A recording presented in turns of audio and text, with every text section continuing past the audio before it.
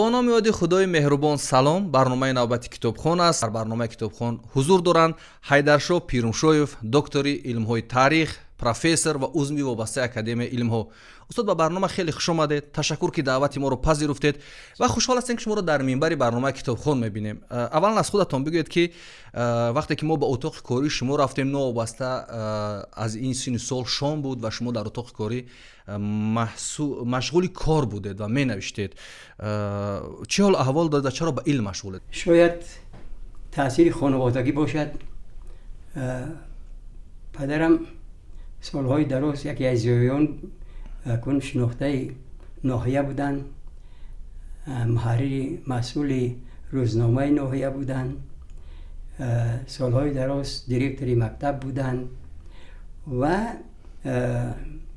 در واقع کتابخوان بودن. استاد ما در برنامه تقریبا به همه موضوعهای ساحه علم دخالت میکنیم، یعنی صحبت می‌آوریم با عالمان گوناگون، از شروع کرده از کیهان و ذهن صنعی و هر علمی مدرن.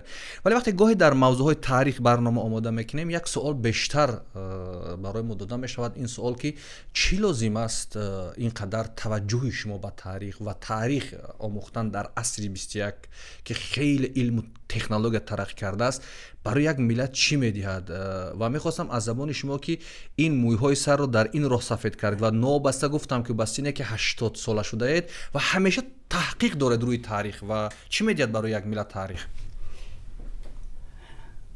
من توجه به گذشته همه وقت بود در تاریخ انسانیت. همون وقتی که انسانیت خودش را شناخت همه وقت به گذشته نظر میکرد، از گذشته سبق میگرفت و حتی راه آینده را معین میکرد. این تا اون زمانی که تاریخ هنوز علم نبود. تاریخ همچون علم دیرتر شد. اون از این پیش تا عصر 18 دانش‌های تاریخی بودن، یعنی معلومات‌های زیاد جمع میشد، مردم با یک افتخار از گذشته یاد میکرد، ولی همینش نمیرسید که آنها از تحلیل علمی نمیگذشتن. همون تا پی هم آوردن حادثه ها بود.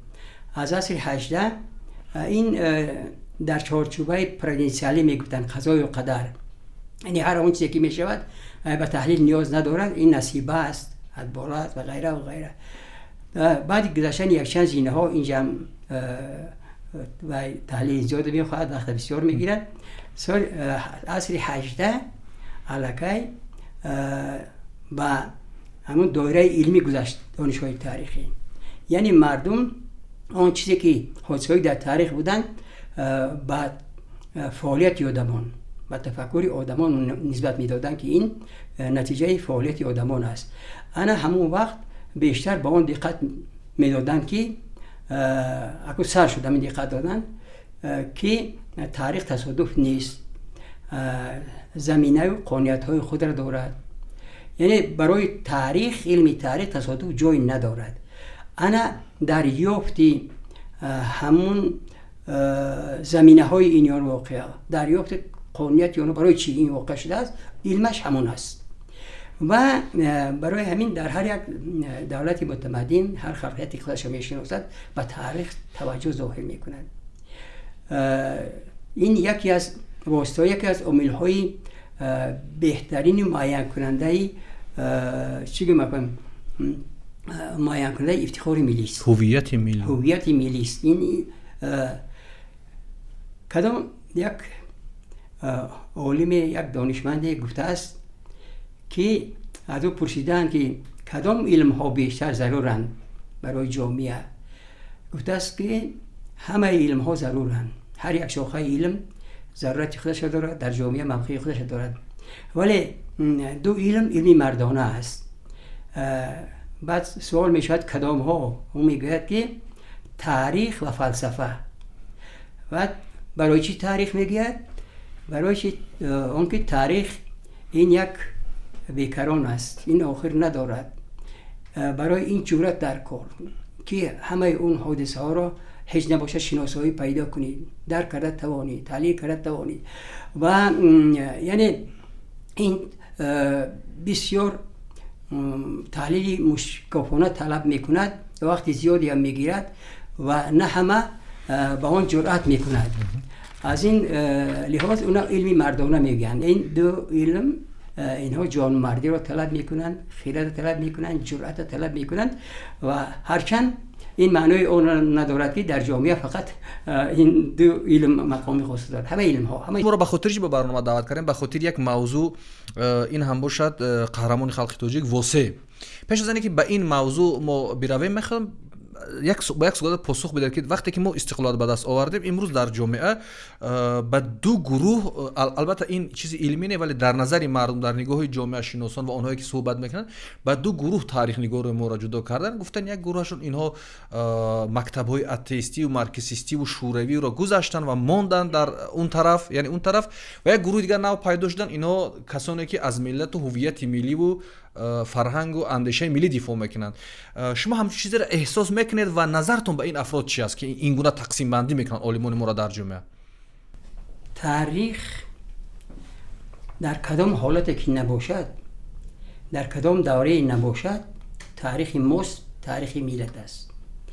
اون کدام واقعی دور و نزدیک، کدام واقعی بد و نیکی که نباشد، وای از تاریخ ما برمی آید.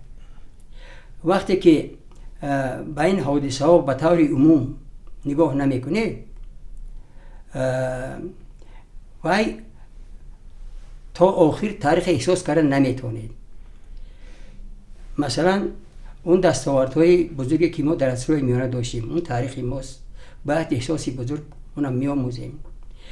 اون سلسله من همون هجوم های بیگانگانی هست به ما که خلق ما مبارزه بوده است، قهرمانی نشان داده است، اون هم از ماست، هرچند که فاجعه خیلی زیادی است. اون فاجعه رو کشودن در کار. وقتی که ما فاجعه رو نمیکشویم، همه وقت یک طرفش میگیریم، قهرمانی خودمونه، قهرمانی رو ما در اون صورت میکشویم که و در نسبت اون فاجعه باشد و هم تو قهرمانی به اون چه که در نسبت اون فاجعه نگذشته است و فهمیدن. بنابراین مورخ اصلا وای مثلی حالی سودی هم میگوین که داور است. اصلا اگر هم تو نگاه کنید، مورخ باید داور باشد. مورخ باید حقیقت و چخیلی هست از نقطه نظر علمی شرح دهد. یک طرفه نگاه کردن یک چیز بسیار مهم است. همه وقت در بین همین علم ها یک چیز نازکی دارد. تاریخ همه وقت به سیاست میپیچد، نخواهی میپیچد و باید لیکن همه وقت کوشش کردی. البته سیاست این چیزی مهم است، سیاست این محک دولت داری است، این افتخار ملی است و غیره و غیره. باید تاریخ هم جاگوی همون باشد، به همون خدمت کند، ولی این معنی آن ندارد که همین از روی نگاه رویکی به حادثه‌های تاریخی نظر کنیم، چون که برای اون سیاست باز علم دیگر است، سیاست شناسی است، باز فلسفه است، با دیگر علم های هستن که علم های جامعه شناسی که بخشش رو می‌گیرن، هر بخش میگیرن. در مجموع اینا همش برای تاریخ خدمت میکند. بنابراین این برای اون کسانی که این خیلی فکر میکنن که یک مورخ یعنی همین دوره را میقپد، ما بسیار مورخانی میدونیم که مثلا متخصص اصل میانگی هستند، اونها همون دوره اصل میانگی رو به حد افراط میرسونن و نمیخوان برآمدن. همون دم دستاورد بود آخر بود درست، لیکن جامعه پیش رفت، دیگر آمد، فاجعه پیش آمد و پشت سر کردن پیش آمد و غیره. اینها باید باشن.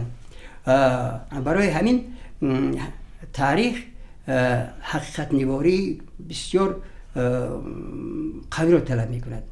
حقیقت چیزی هست باید باشد.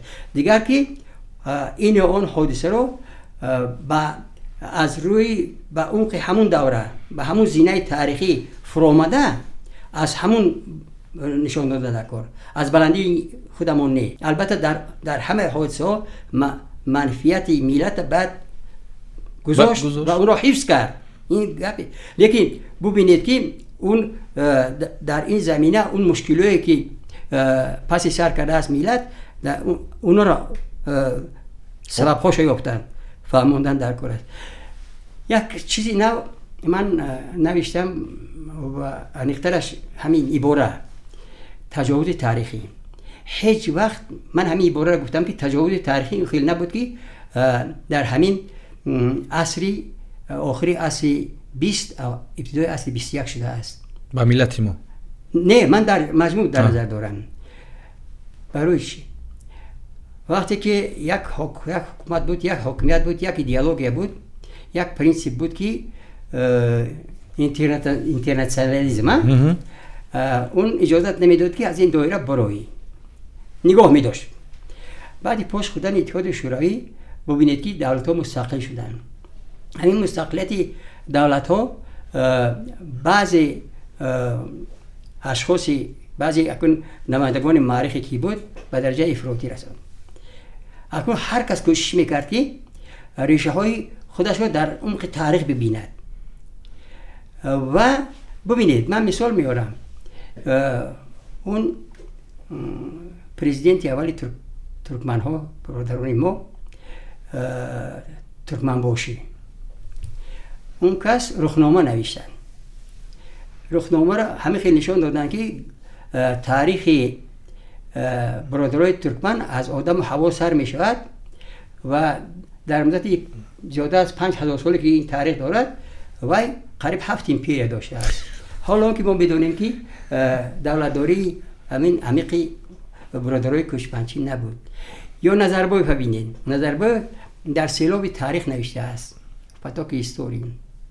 اون هم کوشش کرده است که تا درجه همون عمق دولتدار را تا جای برد نشان دهد که گویا که برادرای من قزاق در تشکیلیابی امپریای چین دست داشتن و اون کس نشان میدهد که از همه دموکراتیای اصیل این دموکراتیای قزاق است. ببینید ما در قزاقات حالی و ساختاری دولتداری نرسیده بودن. اونها 3 جز بود، 3 اتفاق قبیله ها، جزی کلان، میانا و خرد، تا دوره همراه کردن به روسیه و در بین اینا دائم کشمکش بود و به همون اساس میکند که ما سلطان ها را، یعنی اتفاق قبیله ها را، همون سردار قبیله ها جمع میشد و تضییق میکرد و سلطان در بالای نمد سفید میگرد و در بالای اشتری سفید میشیناند و میگفت من سلطان ما از این دموکراتی بهتری میابید میگوید.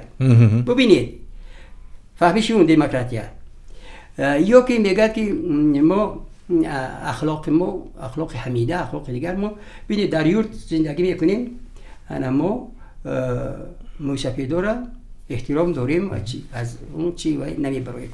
درست همه اینها، ولی ببینید که اینها میخواهند که هر چی چرا چی ضرورت داره دوستان؟ برای همین که همین هر قدر که تاریخ به طور خود به اون سیاسی میپیچونی، این برای چی ضرور است؟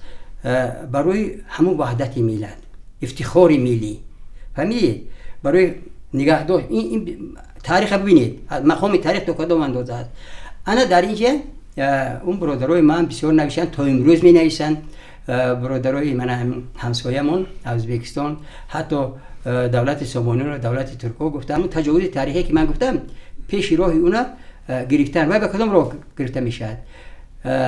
با آموزش دقیقی مخص ها. موضوع اساسی استاد بیام سر موضوع اساسی و بیاد اولا بگید که چرا به موضوع واسه دست دادید؟ اینقدر گفتید که موضوع تاریخ کلان است و بسیار واقعه بزرگ تاریخ است، ولی شما اومدید موضوع واسه دست دادید، سببش چی بود؟ و آیا ما در تاریخ خودمون همین گونه شخصی که ساتیم اولوزاده از کتابش همه خواندن درباره واسه و اونجا میگن شاعرها و نویسنده آبراز میدین، این گونه شخصیت وجود داشت واقعا با اون خیلی که شاعر رو هم میبیند تصویر میکند، یا این یک چیزی ساخته تاریخ بود دوستو؟ همین به همین موضوع دست زدن هنوز 40 سال پیش بود، ما خیلی جوان بودیم. یک چیز سبب شد، من هم تو نگاه کردم که در کتاب‌های درسی و کتاب‌های رسمی همین سندی شورش واسع را سال 1885 نشان دادند و در یک جا همون با خوردم که اینا زیر شبهه گرفتند و دیگر گفتن که این سال نه، این دیگر سال شده است و همین نشان هر کس به طور خود همین سنده نشان میداد. یک تا 85 میگفت، دیگر 86، سیمش 87، یک تا دیگر پس و پیش همین خیل و من گفتم کنی ببینم که کدامش این. اول اونقدر اکو برای اینا فهمیدن حجت در کار، مأخذ در کار. من که دایر به همون حیات شهرهای بخارای شرقی تحقیقات می بردم، با بایگانی های مسکو و سنت پترزبورگ، لنینگراد، تاشکند و دیگر بسیار سفر داشتم.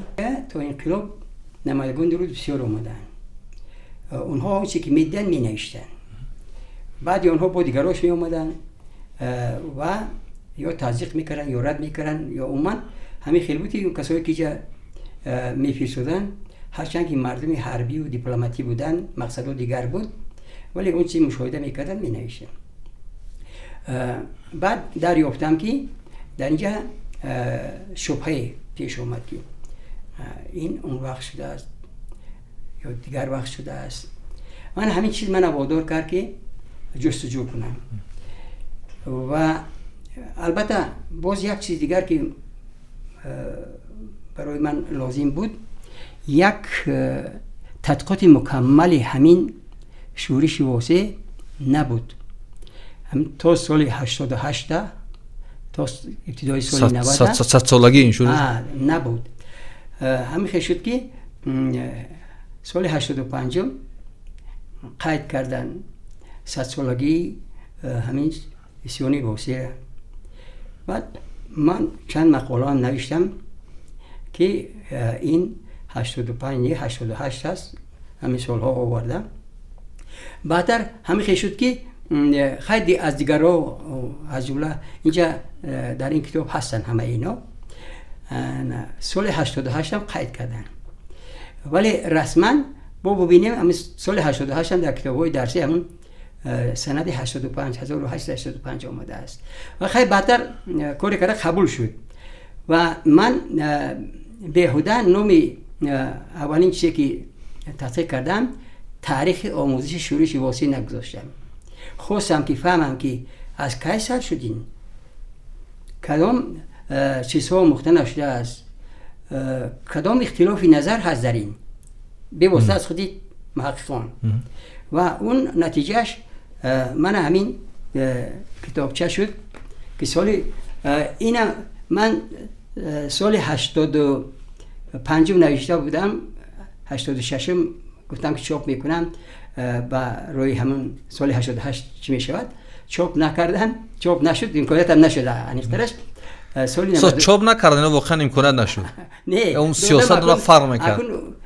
وقت همین خیلی بود که دوره تلاطم سر شده بود و این سال 92 چاپ کردن همین کتاب. یعنی بود در اوج تلاطم ها چاپ شد، در اوج شورش ها.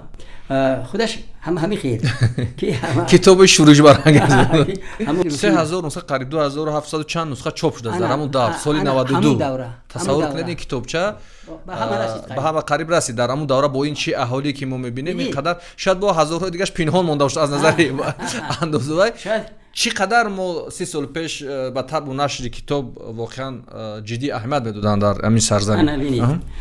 انا بعد گفتم که اینا به زبان روسی نوشتم که بسیار حجت‌ها روسیان و دایره با وسیع‌تر باشد. حتی سال 98 هم این کتاب بیش از 2000 نسخه نشر شده است و امروز این کتاب شد 150 تا نشر می‌کنه. آخری این کتاب ببینید من همون حجت‌ها را آوردم که من همین حجت است 15 حجت یافتم که همین شورش سال 1888 شده است و در حجت‌های بایگانی وزارت کارهای خارجه امپرای روسیه در مسکو من این حجت‌ها را یافتم. اون وقت معلومات همون اگنت سیاسی روسیه در بخارا میداد و نمایندگان هم بودن در شمال تاجیکستان و اینو دیدن آموختن و در حجتایی که من یافتم اینا ملا واسیچ نوشتن. اکو فکر کردم که برای چی نمولو؟ گپ همین که ترجمانو اصلا تاتارها بودن. تاتارها وقتی که اینا بعد طوری وای می نوشتن در آخر اون حرف عین یا که سکته میگیم و همراه میکردن واسه اینا وقتی که بروسی میخوندن اینا چی نوشتن؟ ملا واسیچ. در واقع این شخص واقعی تاریخی و اگر همتون نگاه کنیم در دوره آخری اصل میانگی و من دوره نو میگیم این آخری اصل میانگی حساب 16 و میانه اصلی 19 است. از 16 دوره نو از میانه اصل 19 و همراه کردن اوسیون براسیا تا انقلاب در همین دوره از این شورشی بزرگتر از این جنبشی بزرگتر خلقی نبوده است. تو این حد اکنون سوال می افتد برای چی سال 85 اینا گرفتن نوشتن و من یافتم که سال 85 در واقع شروع شده است، لیکن این شروعی در مومن آباد بوده است. این همبستگی داشت با شورش واسه؟ نه، گپ همین که شاید بدار کرد، لیکن این شورش الهیده بود، شورشی واسه نبود. این در مومن آباد گپ همین که سالهای 83 84 دوره خوشسالی و دوره هجوم ملخ بود. اونجا هم کم حاصلی ولی اندازه طلب میکردن، در همین زمینه اونجا شد و بسیارا همونا شورشی واسه گفتن که اون شورش تمام دیگر است. شورش واسه هم همین خیلی پیش از این شورش خشکسالی بود. من همین سال 86 87 خشکسالی بود. بعد این یک باره که حاصل ناکی شد اومدن و اندازه گفتن که 3 ساله میتیه 3 برابر زیاد. در بازار همینجا اپیزودا اومدن که در بازار مجبور نمایندگانی من همین بیکی بلجون اومده طلب میکرد که 3 برابر زیاد میتید از این فرمان از خود مرکز حکومت بخارا بود یا که یکی از بخارا بود؟ گفت همین که هر سال اینو به خزینه امیر اون نتیجه اندازه میفرستادن، چند میفرستادن چند میگرفتن، اندازها اونقدر زیادی بودن که من حساب کردم که از 40 تا زیادتر انداز بود. 40 نوع انداز در حکومت بخارا. بعد در هر یک بیکیگری طور خودش انداز میشتن.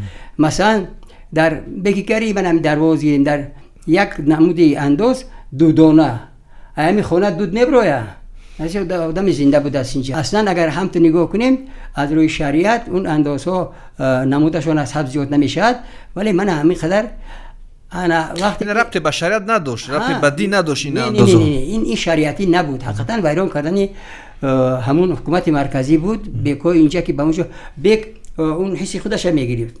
همینجا من مثال آوردم که من یک نماینده روس اومد و گفت که چخیل انداز میگیرن در میسور اینجا. اکنون در سر زمین 6 در سر خیرمنو نگاه کرد که اون وقت در خیرمنو بود میکردن و غلط جدا میشد و همون وای غلط جدا که شد اکنون اونجا املاکدار 6 است. هر کس همون نماینده اکنون بیگ میاد و یک قاضی میاد برای قاضی جدا میکنن، رئیس میاد جدا میکنن، نماینده وچی میشد نماینده شاه میاد و مسجد جدا میکنن. رولی میاد 1000 یک توقع در پیش همون نماینده حکومت میگذارد و یا میگن که تیش آخر که حساب میکنن باوی با خودی صاحبی همون همگی 1.5 فوت موند با صاحب زمین دیگه همش همون رفت. انا همین خیل در اونجا در بازار که بالا میخیزد میگن که من هم خمیتی و میگه که من بودگیش همین است. یکی از همون ساکنان دهات و با قمچین میزنن خونسار میکنن که همین وقت واسه میاد. واسه اصلا این دهقان عادی بود، جوازکش بود و طاقت نمیکند و در میافتد به اونا، از همین سر میزند. اکنون یعنی سبب اصلیش همین اندازه بودن استاد، سبب اصلی شورش، سبب اساسی اندازها، سبب اساسی همون ظلم و ستمی که میکردن از همون عملداران بایهای محلی سر کردن تا نمایندگان مرکزی ها. واسه درباره شخصیت واسه من اینا فکر رو گروگون بودن، نوشتم هست همینجا که این از کجا بود. این اصلا باباش بیلک نام داشت، پدرش شکر. انا بیلک این یک جور خلاص میگفتن. خلاص این در همین سرحد دروازو، بعضا این دروازه میگرید از خود میگفت، بعضا در سرحد کلو قروتگین یک جای بلندی به زمین و همین بیلک کوچیده اونجا. دیگر کوچید درای مختار آمد. شاید سبب کوچیدنش معلوم نیست، شاید در اینجا اولادای اویلش زنش باشد، چون که از یک جا به جای دیگر کوچیدن زمین یافتنم اگر که یگون شریکی نمی داشتی ممکن نبود، همتاسیونه وای به اینجا کوچید. از حساب اولادای من همون زوجهش شاید زمین جدا کردن. بعد پدرش شکر، اینجا بعضی چیزا هست که همون شکرم اکن کم از مردمی دروازه اینجا نزدیکی میکردن، یا دختری دروازه رم دیده بود و فلان عاشق شده بود و غیره و غیره کاری کردن. من همون پسر یکون شکر، من همی واسه بسیار پرقوت بود، بسیار جسور بود، از خوردیش بعدتر جوازکشی میکرد. انا این هم چواندازی نغز بود هم پهلوان بود. صد چه خیلی شورش شکل گرفت، همین شورش چه شکل گرفت و راهبریش واسه به عهده گرفت. دعوت میکند خلق که اوه مردم اینا غارتگرن، به اینا انداز نتیه، هر کسی میخواد مقابلت کند جمع شوید. جای جمع شوید را معین کرد. سرسقوا گفتن یک بلندی بود، انا واسه رفت سرسقوا پسی بلندی میتوه کرسلی میزه توه این نونی گرمی که در سنگ گرم میکنن کو سنگی هموره، بعد سنگ گرم شد در بالای وی اکو خمیر هست نان میپزند. از همونجا گفت که گلخان ما میگیرونیم، هم گلخانه که دیدی جمع شوید. انا همون گلخانه فروزان کردن، شب مردم دیدن، پگاه همه اکون پیش اون رفتن و یک در حقیقت برای همون زمان این بسیار مهم است، یک حرکتی عمل کننده حربی بارین همه را جابجا کرد، دسته ها را جدا کرد که سردار و غیره و غیره سمت ها را معین کرد و البته بعد آمدن اون گجا را گرفتن، این گجا را رفتن، این جزئیات هست. و من در این خبر چقدر دوام یافت استاد این شورش؟ از روی اون حسابی که ما کردیم از ماه ایول تا آخر اوگوست است. خیلی دوام کرد. آخر ایول، اولای ایول وقتی حاصل خوانداری میشد که تا اوگوست، آخرش تا اوگوست و ابتدای سپتامبر. این چیزا برای چی اینقدر اینجا آمده است؟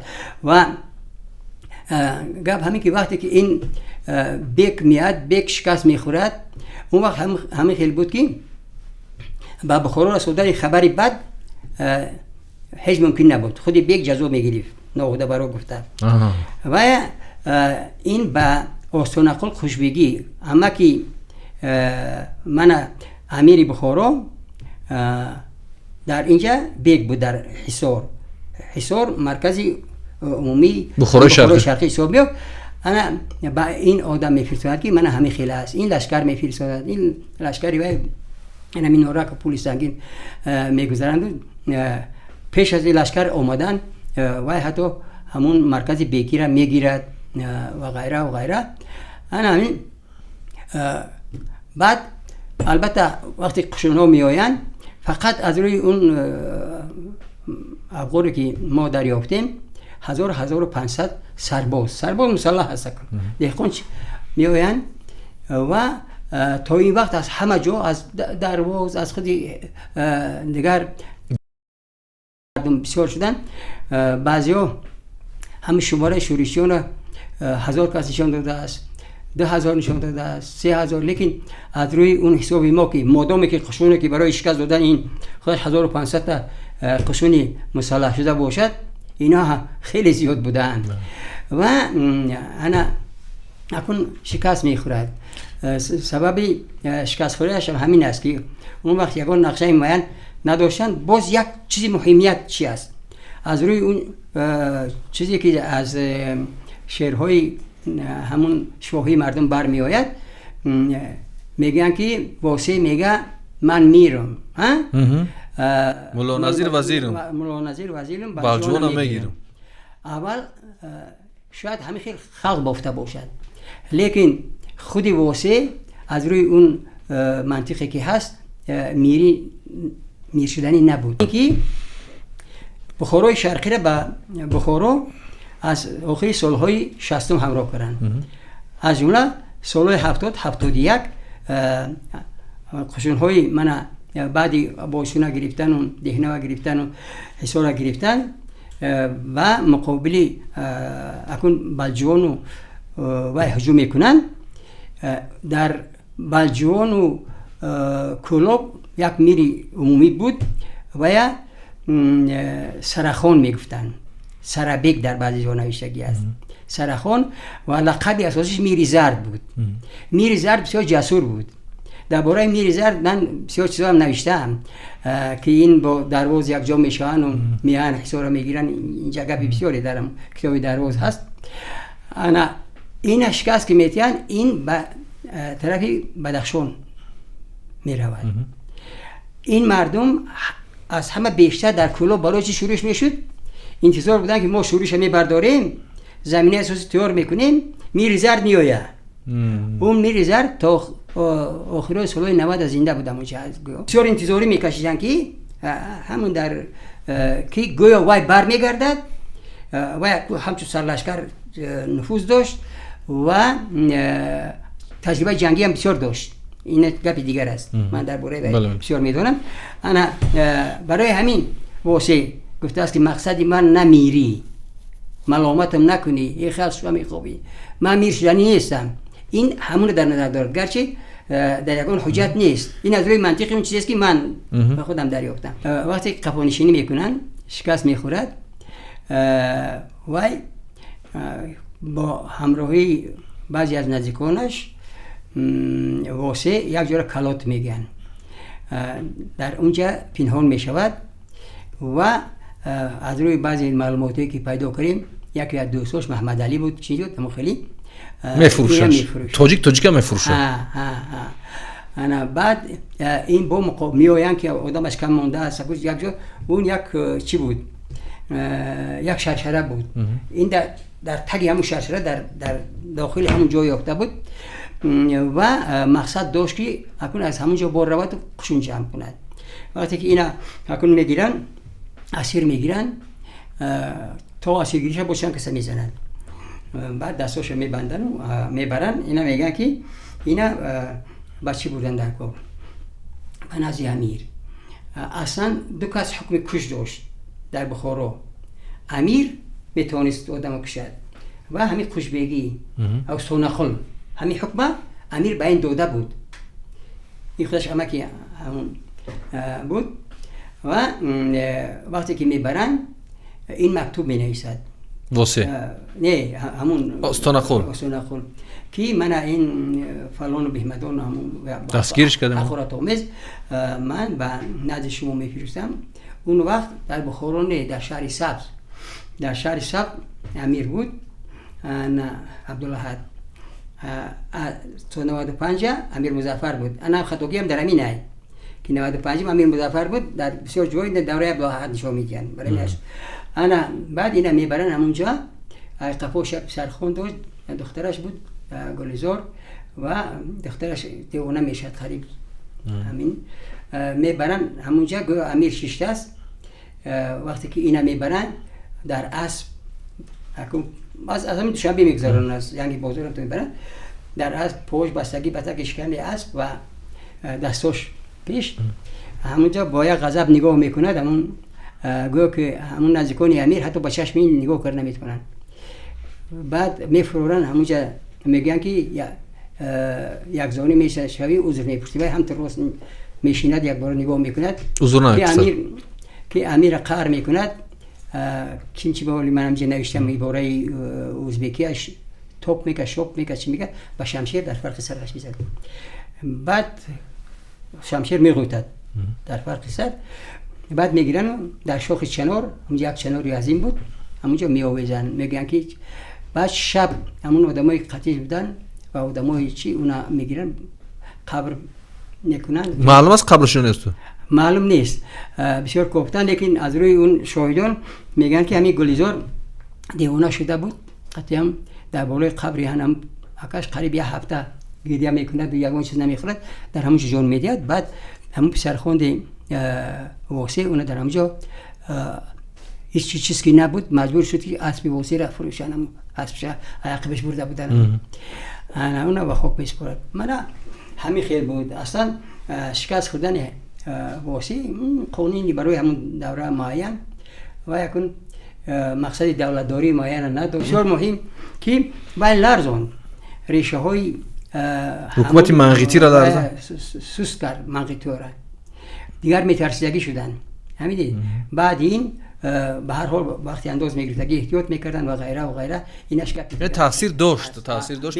منظور این است که قصه های بسیار از لیدران و رهبران تاجیک که در طول تاریخ ما در همین برنامه هم دیدیم و در کتابا خوندیم، همین خیانتی که از طرف خود تاجیکا صورت گرفت، از طرف خود مردم ما صورت گرفت، طبیعی است که واسه غلبه کردن نمیتوانست، چون که اینجا قواهای خیلی زیاد بودن، امارت بخارا، شاید روسیه هم یاردم میکرد، چون که اونم از این بلواهایی که میشد، از این شورش‌هایی که میشد بلوا میگفتن و یا نادرست البته میترسیدن که به تاثیر نباید ماند و غیره و غیره. بعد این شورش‌های دهقانان همه وقت در اروپا هم در عصرهای میانه در کدام قطعه که نگیری به شکست روبرو میشدن، برای آنکه یک نقشه معین نداشتن که اینا باید حاکمیت گیرن، اینا باید ساختاری دولتی خودشون داشته باشن و چی تکیه کنن. خیلی یکونو واسه یک دهقان عادی از همون تربیه محلی گرفتن و البته لیکن این معنی ندارد که باید هم تو به تاثیر مون، تاثیرش بسیار، چون که از روی اون که در حجت‌های رسمی روسیه ما یافتیم و حالی من گفتم، از این معلوم میشد که با اینجا هم توجه مخصوص داشتن، اینها می نوشتن که احتیاط شدن در کار و غیره و غیره و تاثیرش همین بود که جنباند ریشه های حاکمیت منقیتی را خیلی سست کرد. دوستان این کتاب اخیرم درباره واسه است؟ این کتاب گپ همین که من گفتم که این کتاب ها من همون روند آموزش که چه آموختن، کدام کمبودی ها از کجاش نه، این به طور عمومی شورشی واسه آمده است، تاریخش آمده است. این سال 2018 نشر شد این کتاب در فروشگاه کتاب تاجیکستان باشد؟ نه، وای ببینید که من همون یک در سال 98 کتاب نشر شده است درباره این تحقیقات مثلا استاد در واسه 2000 و این کتاب نشر شده سال 2018 تقریبا بعد 20 سال 70 نسخه 70 نسخه نشر شده و چگونه این به دست خواننده میرسد که بخواند و از این واقعه ها آگاه شود؟ من یک چیز میگویم، شما چون که خوانندگان شاید همین انتظار باشن، متاسفانه وقتهای اخیر با من همین تحقیقاتی که علمی یا که اون کتاب‌های علمی عمومی تاریخی درست است که چاپ میکنن، ولی تصور کنید که